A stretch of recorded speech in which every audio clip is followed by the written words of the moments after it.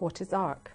Its objective is to promote the learning and quality in the built environment for the people of Hull and the city region. The idea was that people can aspire with some learning to go on a journey which takes them to an aspiration that is to a quality that's higher than your average Tesco's.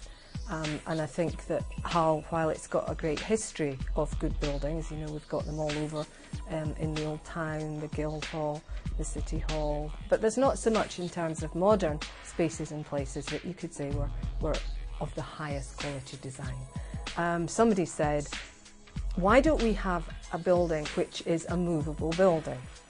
And what better place to house our project? We see that this building will actually be a tool for learning as well as being a symbol of good design, to get kids in a kind of classroom setting to learn about good design, something that makes them look up and say, I've never seen anything like this before. In the context of regeneration, quite apart from the fact that we're living in the 21st century, people are interested in places and spaces, and the better quality that those places and spaces and buildings are, the better life we'll have.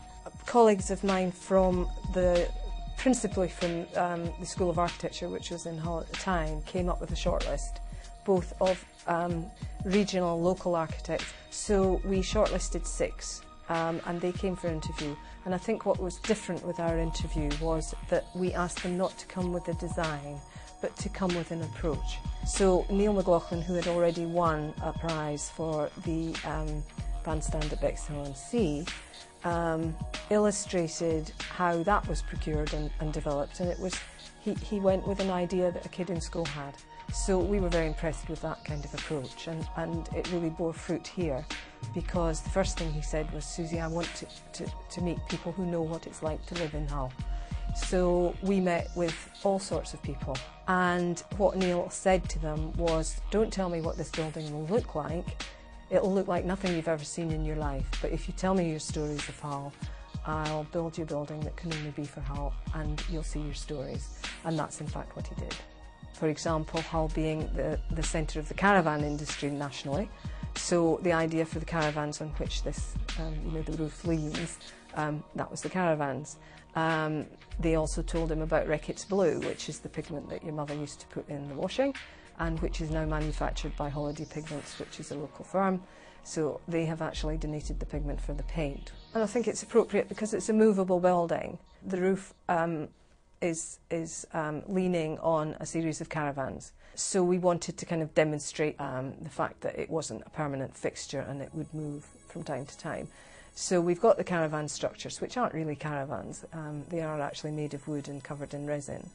But they've also got wheels. We've got caravan windows, which were actually donated by Swift Caravans, which are a major manufacturer locally. The width of the caravan is exactly the maximum load that you can put on the back of a trailer without an escort. And inside those caravans are housed 2 offices, and there's also a kitchen and a boiler in the far right-hand caravan. The boiler is sustainable. It's a wood pellet boiler, and it provides the underfloor heating, and it's CO2 neutral. And out front, and this is quite deliberate, we have the thicket, and it comprises wind turbines, which are small, and photovoltaics. And these renewables supply pretty well most of the electricity for the building. The lean-to roof is almost like it's got ridges on it. Those are locally made by Elthringtons, so they had their roots in the trawler industry. Not only does it let the light in, it lets very little heat out, and has more or less the heat loss of a solid wall. So again, pretty innovative. The roof harvests the rainwater, and it, in the summer, goes through these fountains, and it cools down the air. There's vents at the bottom and the top of the building, so it draws in the cold air at the bottom, and the hot air rises and goes out the top. So a completely natural air conditioning system. We've got a big flexible space with a long desk on it. It can be an exhibition space, it can be a classroom, it can be somewhere where people will come and work. And we hope also that the feeling of this building is like a village hall, that people will feel that it's somewhere they can come and find out things, that will invite them in, and it will be a space that we will learn to use in very many different ways. We also see it as somewhere that people can come and learn about the city a little bit. But for me, the whole crux of what we do is to get the young people in there, and we do it innovative and creative learning about the built environment in and around the building. So I see all those things happening. Big exhibitions, small exhibitions, national exhibitions, local exhibitions. It's as flexible as we care to make it. I'd sum up the art building as exciting. The one word I would use would be different. It's inspiring. They could influence other people by using similar materials and similar power sources. It's natural energy, so it's like not like using all of the fossil fuels and that from the ground. They've got like solar panels and wind turbines, so they're making the electricity. It's not just a square box, and it doesn't have to be, it can be any shape or size. It might draw attention to people, so they want to come here and that, and want to find out what's inside it and what's it about. If anyone else needs to use this, it can just wheel along anywhere it likes, move. It uses environmentally friendly power, and it's a strangely shaped.